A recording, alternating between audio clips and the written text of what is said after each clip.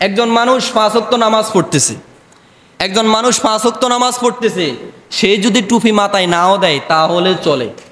একজন মানুষ 5 ওয়াক্ত নামাজ পড়তেছে, সে যদি জিকির আজকার নাও করে তারপরও কি চলে।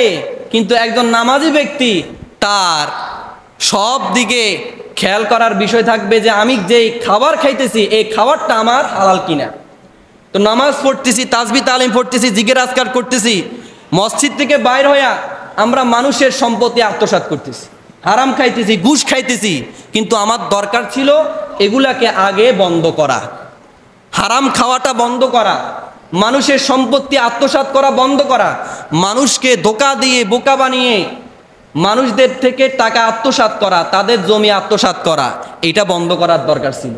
আপনি এখন হারাম সুদ সব খাইয়া মসজিদে আসি তাসবিহ পড়তেছেন, সুবহানাল্লাহ পড়তেছেন, আলহামদুলিল্লাহ পড়তেছেন, একদম জুব্বা পাঞ্জাবি টুপি মাথায় দিয়া দাঁড়িয়ে আছে, কোনো লাভ নাই।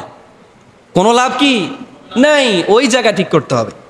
তাহলে মানুষদের অন্তর থেকে আল্লাহ 2টা জিনিস উঠাই নেয়। জাহান্নামের ভয়, কোনো একটা গুনাহ করলে তখন আমার ভিতরে জাগে না যে এই গুনার কারণে আল্লাহ আমাকে জাহান্নাম দিবে, আমি যে নামাজ ছাড়ি দিতেছি এই নামাজ ছাড়ার কারণে আল্লাহ আমাকে জাহান্নাম দিবে, এই ভয়টা আমার ভিতরে আর জাগে না, এই ভয়টা আমার ভিতরে আর নাই। এখন দেদারসি গুনাহ আমার সামনে আসলে, দেদারসি হারাম আমার সামনে আসলে আমি খাইতেছি, যে জাহান্নামের ভয়, যে এই গুনাহ করার কারণে জাহান্নামে আমাকে যেতে হবে, এই ভয় আর আমার ভিতরে জাগে না। তো চিন্তা করেন, এই 2টা জিনিস যদি আপনার ভিতরে না থাকে, আল্লাহকে রাজি খুশি আর জাহান্নামের আযাবের ভয়, এত আযাবের, এত ওয়াজ, এত নসিহত আমাদেরকে করা হয়, এত ওয়াজ আমাদেরকে করা হয়, এত নসিহত আমাদেরকে করা হয়, এগুলো আমরা শুনিয়ে যাই শুধু। কারণ কি? কারণ আমার ভিতরে তো আল্লাহর ভয় নাই, এটা উঠাই নেওয়া হয়েছে অনেক আগে।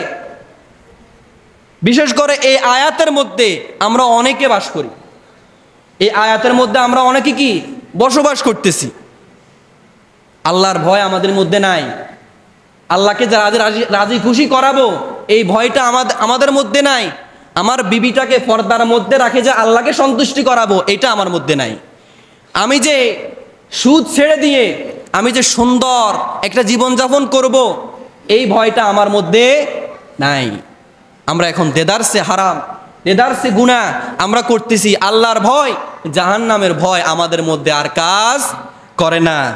তো এগুলার কারণ হচ্ছে একটা, ওয়ালাকিন্নাকুম ফাতানতুম আনফুসাকুম, আমি জেনে শুনে আমি ধ্বংসের দিকে ঠেলে দিয়েছি, জেনে শুনে আমি অন্যায় করে ফেলছি। অন্যায় করার পর আমি যে তাওবা করব, আমি অপেক্ষা করতেছি, এত সকাল যদি তাওবা করি তাহলে তো আমি সুফি সাহেব হয়ে যাব। অর্থাৎ এত সকাল তাওবা করা যাবে না, একেবারে রমজান আসলে তাওবা করে আমি একদম ফিরসাব, মসজিদ আর ঘর, আর কোনো কিছু নাই, এরকম চিন্তা করে হয়তোবা অনেকে চিন্তা করতেছে এখন বয়স কতটুকু বা হয়েছে, এখন কি নামাজ পড়া লাগবে, এখন কি ইবাদত করা লাগবে, এখন কি আল্লাহর দাসত্ব করা লাগবে। আরে ভাই, 60-70 বছর বয়সটাকে প্রাধান্য দিয়ে অনন্তকাল যে হায়াত, সেইটাকে আপনারা হারাইতেছে, ঠিক না? 60-70 বছর হায়াত, আমার বয়স এখন কত, 25, আমি হয়তোবা যদি বেশির থেকে বেশি বাজি, আমি হয়তোবা 60 বছর, আল্লাহ যদি হায়াত দেয় হয়তোবা 70 বছর। এই 70 বছর আমি কী বা করতে পারি? আমার ভিতরে টেনশন আছে, আমার ভিতরে অনেক কিছু আছে, পেরেশানি আছে, কী বা করতে পারি? এগুলা করে আমি সেই অনন্তকাল আমার সেই হায়াতটা, জান্নাতটাকে আমি হারাইতেছি।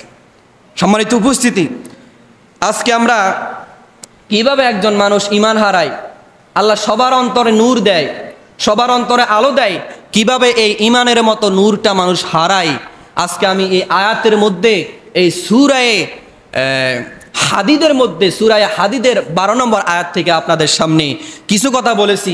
ইনশাআল্লাহ সামনের সপ্তাহে যদি হায়াত পাই, তাহলে কিভাবে আমরা এই নূরটাকে, এই আলোটাকে, ঈমানটাকে আরো বৃদ্ধি করতে পারি, ইনশাআল্লাহ এই সম্পর্কে আমি আলোচনা করব। আল্লাহ পাক রব্বুল আলামিন যদি আমাকে তৌফিক দেন।